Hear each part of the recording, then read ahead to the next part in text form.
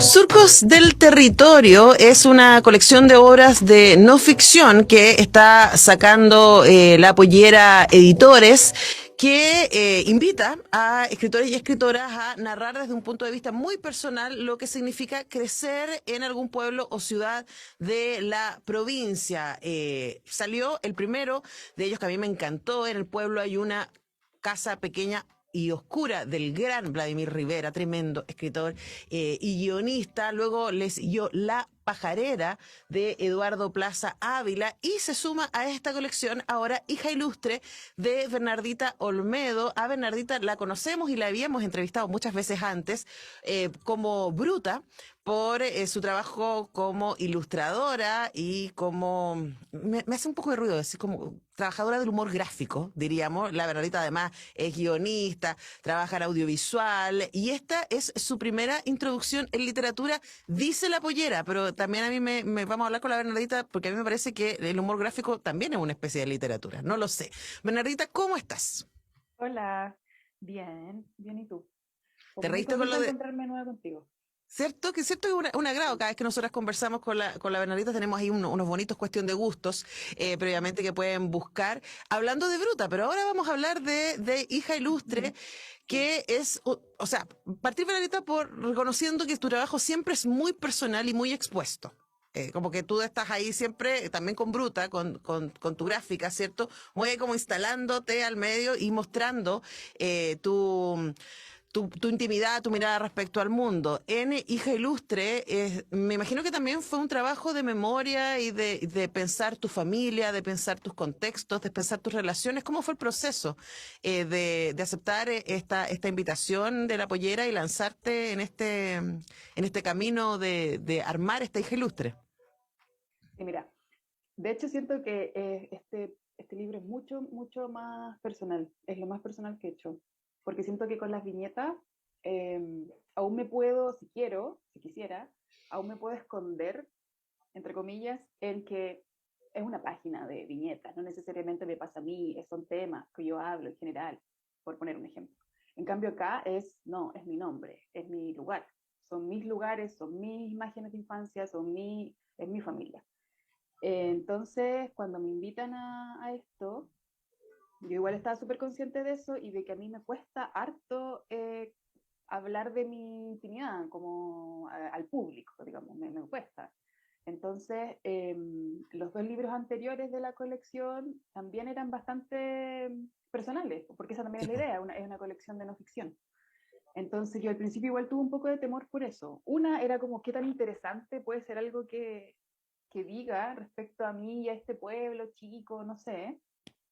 Eh, También es porque era mi primer paso en este estilo, en este lenguaje, y por esto que te digo de que me cuesta abrir un poco mi mundo privado. Pero fue un proceso muy de a poquito, de al principio decir, no, voy a ficcionar mucho, y eso irlo dejando de a poco, dentro de lo que se puede, de lo que fui capaz de entregar, digamos. Esto es como, quizá alguien lo pueda leer y diga, de todas maneras no conozco a la autora del libro, leyendo el libro. Pero yo Ujú. creo que eso fue el máximo esfuerzo que pude hacer real por abrirme y contar algo más acerca de mí, fuera de este personaje de los dibujos. Ahora, yo agradecí mucho que fuera un libro de muchas preguntas, porque también pensando que el autorrelato también es un relato. Cuando uno cuenta sobre su infancia, cuando uno cuenta sobre su adolescencia, cuando uno cuenta sobre lo que pasó ayer. Así es como, si siento contigo y te digo, oye, mira, no, es que ayer hice esto y me junté con esta gente, etcétera. Uno siempre está armando un relato, ¿no? Y una de las cosas que me gustó mucho de Hija Ilustre era que esos relatos, está escrito en mi mirada en prosa poética, porque no es una narración dura de largos párrafos, sino más bien son más bien imágenes que tú vas compartiendo y entre medio de esas imágenes hay muchas preguntas que tú te vas haciendo respecto a lo que pudo ser, lo que no fue, quién eres hoy día y tu relación con la provincia, ¿no?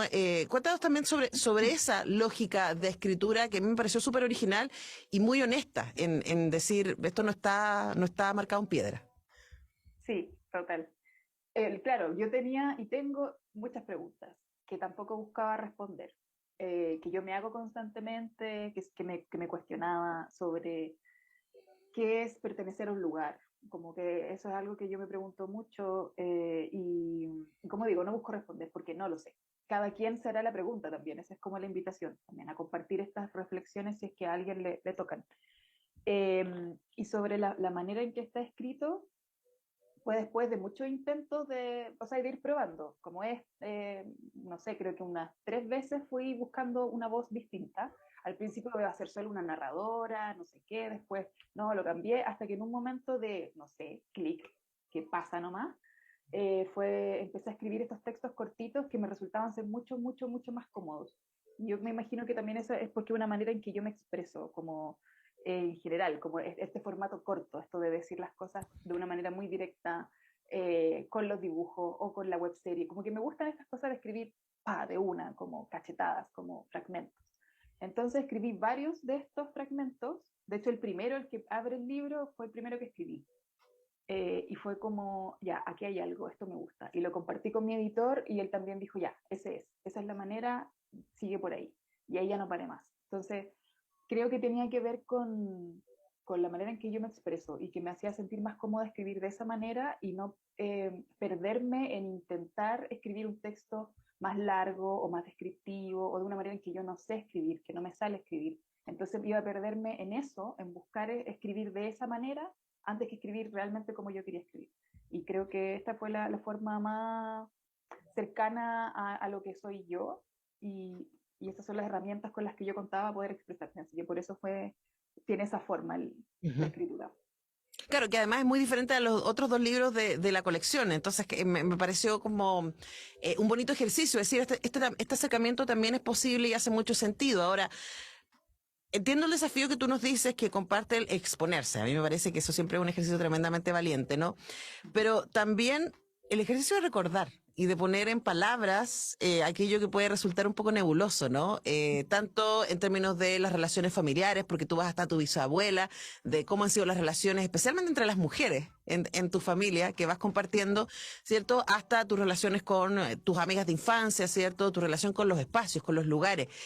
Me imagino que al sentarse hoy día y decir, ok, vamos a hablar de esto, también empezaron a aparecer cosas. Podría ser sorprendente, no sé, hubo cosas que te llamaron la atención en el proceso, decir, wow, no sabía que lo recordaba así o no sabía que se podía decir así. Ujú.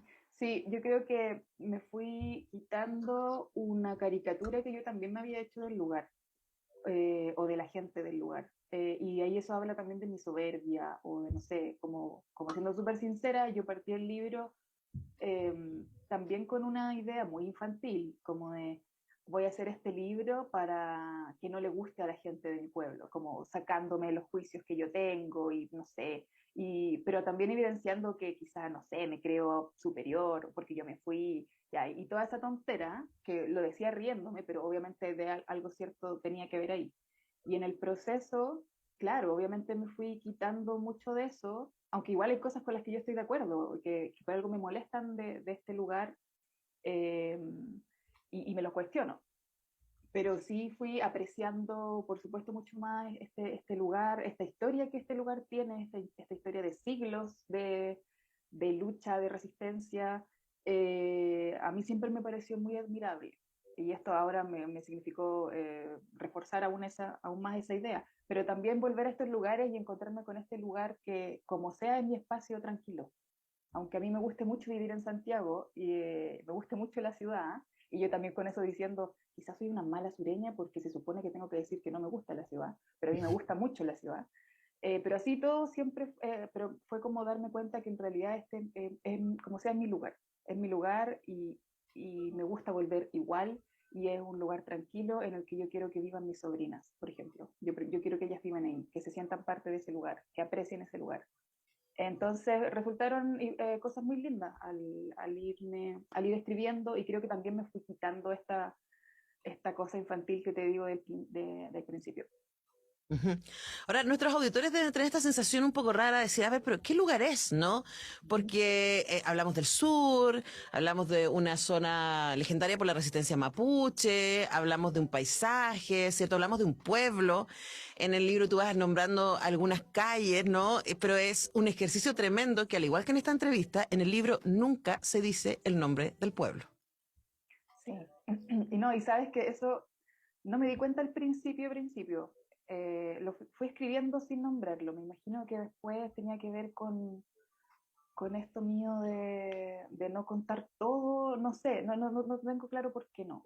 Y cuando me di cuenta dije, me gusta, sigamos así, prefiero hablar del pueblo, del lugar, del territorio, porque también en una de esas puede provocar más identificación con alguien que lo lea y es como, este pueblo puede ser cualquier pueblo en realidad. Mm. Pero no tuvo más lógica que esa.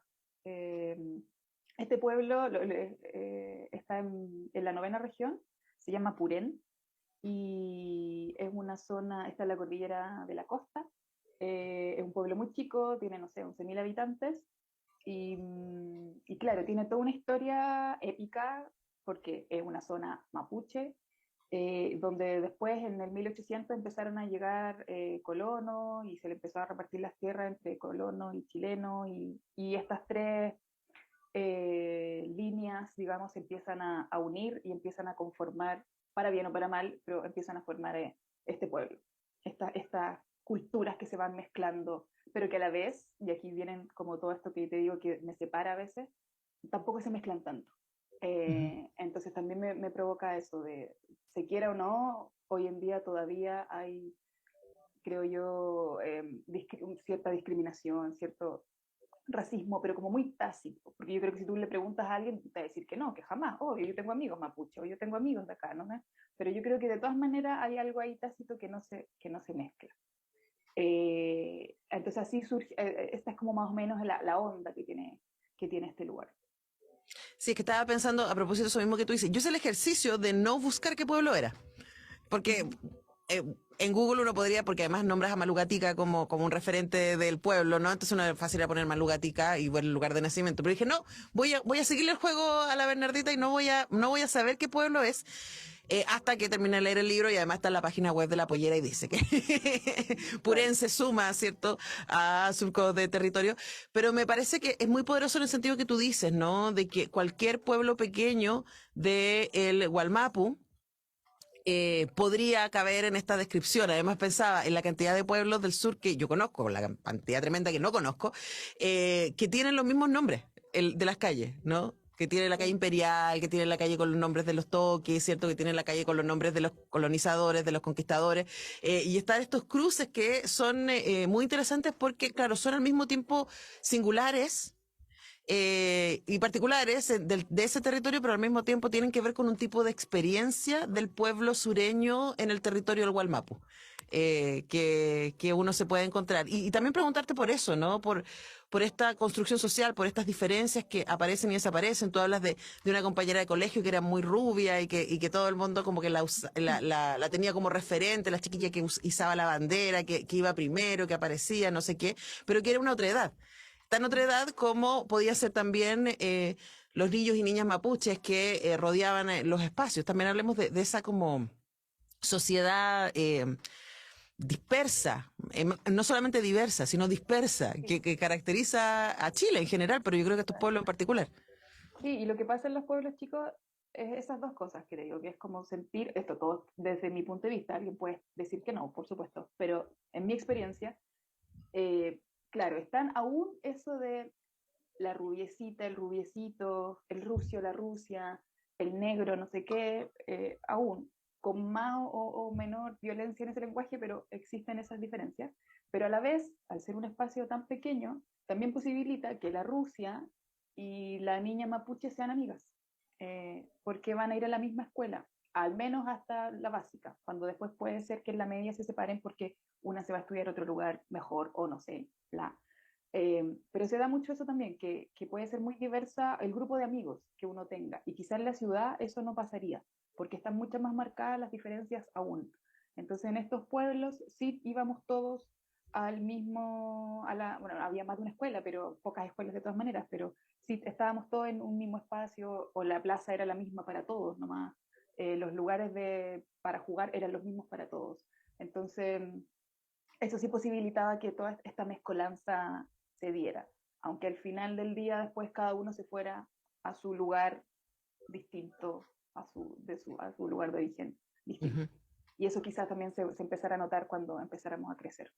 Claro, que además también tú reflexionas ahí respecto a los vínculos que se van transformando a la medida que Pasan las edades y los destinos, ¿no? Hace como aquella que se fue, aquella que se quedó, aquella que está criando a sus hijos en el pueblo, aquella que no tuvo hijos y está en esta otra cosa. Es muy interesante. Ahora, para cerrar, Bernardita, les recuerdo que conversamos con Bernardita Olmedo a propósito de su libro Hija Ilustre. ¿Qué te pasa ahora cuando Hija Ilustre ya está en librerías y hay gente como yo que ya lo leyó y que te entrega el feedback? ¿Qué te pasa en términos de pudor, me imagino, pero también en términos de en lo que se terminó transformando esta experiencia tan personal que hoy día está entregada a la lectura ajena? Sí, bueno, sí, pudor. Y miedo también, al principio miedo. Era como, mira, mi mayor miedo literalmente era que me dijeran, ¿sabes qué? Sigue dedicándote a dibujar. Ese era mi mayor miedo. Cuando a mí en general no me interesa si alguien me dice algo, me critica, no sé qué, pero en este caso, en serio miraba yo este lenguaje con tanto respeto, la literatura, como con mayúscula, que me causaba mucha ansiedad el cómo iban a recibir el libro. Pero hasta ahora, en serio, hasta ahora solo he recibido comentarios bonitos, positivos. Entonces eso también ha permitido que yo me vaya relajando más y de hecho he vuelto a leer el libro porque no lo había hecho, porque decía, no, no lo quiero leer más, como que ya está, o voy a empezar a encontrar errores, o voy a querer cambiar cosas de lugar, etcétera. Pero ahora me he permitido leerlo y de hecho hay momentos en que lo he leído y me he emocionado harto por las imágenes a las que he vuelto. Eh, Quizás hasta he pensado como quizás me quedo muy corto, no sé, pero en fin, es lo que es y me siento súper orgullosa de lo que resultó. Y esto es difícil que yo pueda decir que algo me hace sentir orgullosa, pero en este caso me siento muy orgullosa de este libro, que espero guste en mi pueblo también y le guste a mis tías, abuelas, que son protagónicas en este libro, pero no saben que existe, parece, todavía. Bueno, ya se enterarán, ¿no? Y verse ahí escritas va a ser toda una experiencia. De todas maneras, yo te diría, Bernardita, que la honestidad es una cosa muy irresistible, ¿no? Y como acompañarte en el proceso del levantamiento de recuerdos y construcción de estos espacios es muy, muy interesante. Ahora yo te diría, por favor, no dejes también de dibujar. Porque somos muy fan de Bruta. Pero ahora Sí. descubrimos otra área de Bernardita Olmedo que nos parece muy fascinante, así que ya lo saben, Hija Ilustre está en librerías, editado por La Pollera, parte de su colección Surcos del Territorio. Bernardita, como siempre, un placer hablar contigo, que estés muy bien, que tengas buen fin de. Muchas gracias. El placer es mío. ¡Mua! Cuídate mucho.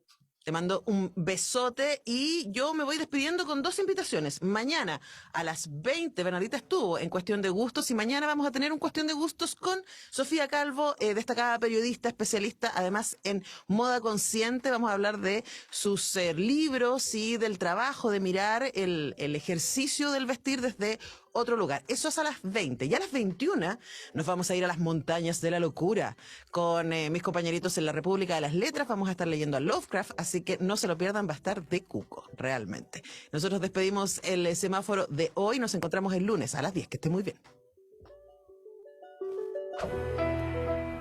Leer, escuchar, ver, compartir, dialogar, debatir, construir. Todas y cada una de estas acciones dependen de muchos factores. Soy Antonella Esteves y les invito a estas conversaciones con diversos creadores y creadoras para conocer sus influencias, referencias y procesos en Cuestión de Gustos por UChile TV.